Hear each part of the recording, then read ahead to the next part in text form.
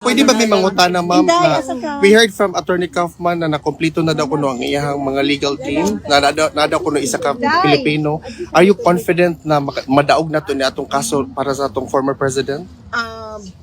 Siya na lang siguro ay mukhang pangutan Very simple so kay siya man ang ato ang lead counsel. Kagahapon na ako in-interview na isa ka abogada po. Nagka-okay na kami, nagkasinabot na kami, okay man siya, maayo man po. Unya, karong hapon pa, naman na ako sa meeting, kaya sa interview mo na mga abogado. Ma'am, laban lang yun, ma'am, ha? Nami para sa inyo. Tika, ipaabot ano po ang naman to nangyari kay sa pakikipag-usap niyo po sa co-counsel last night po? Yes, nakausap ko kahapon. Hindi ko na lang sabihin yung mga pangalan nila, no, para hindi na hindi na sila magulo dahil mawala yung kanilang privacy at baka i-bombard sila ng mga tao ng mga tanong. Ibigay na lang natin yung pangalan ni Nicholas Kaufman and then hayaan na natin sila kung gusto nila magpakilala ng ibang mga members ng team. Nakausap ko siya and maayos na very intelligent, mataas yung experience na, 19 years na ang experience niya dito sa ICC. Wala siyang ibang experience except ICC. So medyo alam na niya yung mga ins and outs of the court. And binubuon niya ngayon yung mga personnel sa ilalim niya. So ongoing yung mga interviews. And merong meeting na mangyayari mamaya. So ilan po ang kinausap niyo? Isa lang po siya? Kahapon, yes. Ang assistant counsel. Pero ilan po ang bubuo dun sa legal team, defense team po? Initially, 4 of 5. Pero depende yun sa kung gaano kadami at gaano kalaki yung trabaho na kailangan nilang gawin. Pero initial lang yung tatlo ang maiwan. Ma'am, may sinabi po kasi si Attorney Kaufman na may Filipino rin po. Gaano kalaki yung role ng Filipino lawyer sa defense team po ng Pangulo? Yes, kailangan ng Filipino lawyer kasi merong mga i-argue doon na batas ng Pilipinas. So, meron talagang Filipino lawyer kasama. Si Medial Dea po ba? Wala pa kaming nagsi-shortlist pa yung inutusan ko na mag-interview kay Nicholas Kaufman. Inutusan ko siya ngayon na maghanap ng Filipino lawyers. Pero shortlist pa. ICC accredited na. Likely hindi na. Kasi ilan lang naman yung ICC accredited. But we'll see. We'll see. Depende sa abilidad ng lawyer. Salamat sa inyong pagpakita og suporta kay President Duterte. Gingnan ako siya nga naamo din sa gawas. Onya naingon siya nga ihatag nga na daw niya kuno sa Ginoo kung unsa may mahitabo sa iya bahala na so be it. Onya nga mensahe sa inyo kinangutan naman kog mensahe niya para sa inyo. Kung di lang ta surrender jud ma'am ha? Oo, dili ka mo surrender. Dili ma'am, dili ma'am. Kamusta Naara ka, jud mi diri ma'am. Any service nga kaya na mo ma'am. I-fight na to. Love sag ka na mo ma'am. We are also praying for you, not only for tatay. Kay when you are okay, tatay is okay. Okay naman siya, ma'am. Health-wise, na-istorya na ko ang doktor and na daw sila ginabuhat sa iyahang medications. Dili na daw po kinahanglan ihatag dito sa sulod ang medication kay sila ra kuno ang makalit sa mga tambal. Onya, ang iha lang is ang kaon gihapon, wa gihapoy gana lagi mo kaon, so nangayo ko og gatas o prutas, available man kuno na sa iya ang gatas ug prutas. Okay ra man siya, hindi siya problema ma'am, ako pod okay ra pod ko. Okay na lang kay kana mo. That's what he said. Worse and worse in structured governance in this country. VP, may reaction ba si former president sa overwhelming support ng mga Pilipino all over the world sa nangyari sa kanya? Sinabi lang niya that the country will get worse and worse. Sabi niya.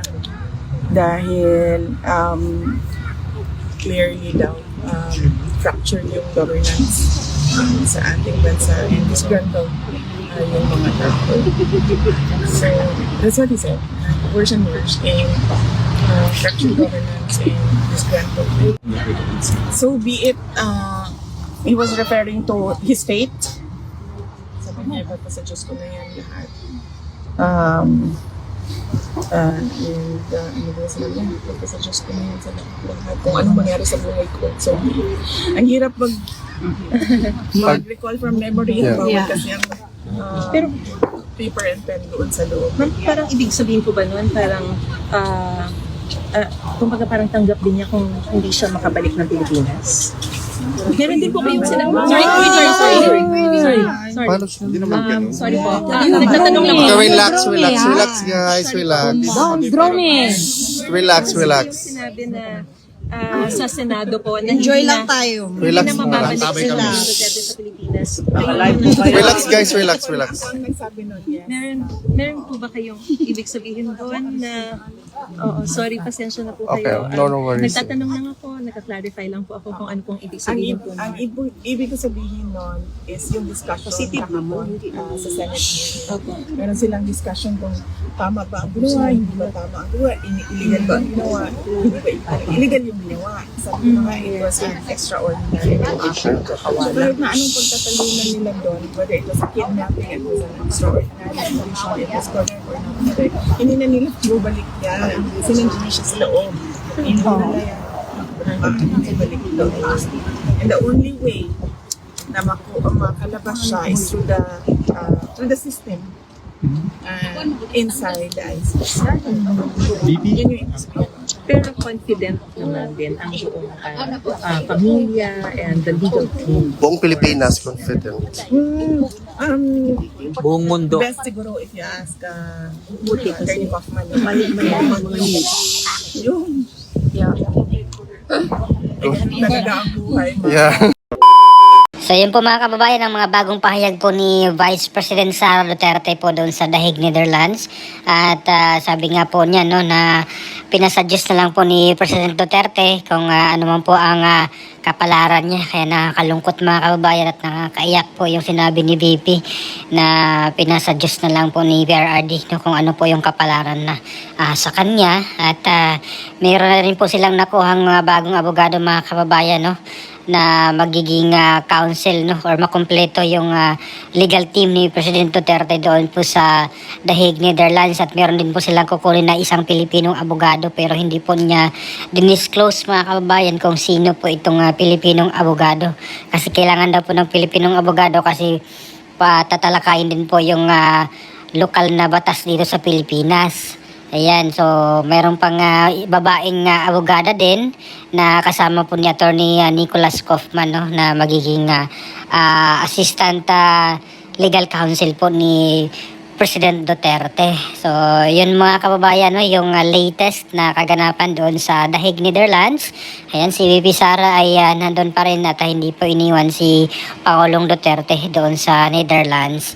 Ayan, so pati ang mga Pinoy nating kababayan doon ay nandun pa rin, no? Hindi rin po sila umalis at tuloy-tuloy pa rin po sila doon sa pagbisita, doon sa The Hague, no? Doon sa labas ng detention po ni Pangulong Duterte, mga kababayan. So ano pong opinion nyo mga kababayan dito sa mga pangyayaring ito no dito sa pagdala nila kay PRRD doon sa Netherlands nga at dito naman sa Pilipinas ay tuloy-tuloy pa rin po yung pag-iingay ng mga tao, ng mga supporters sa Luzon, Visayas at Mindanao mga kababayan itong nagprotesta, nagrarally, prayer rally, caravan.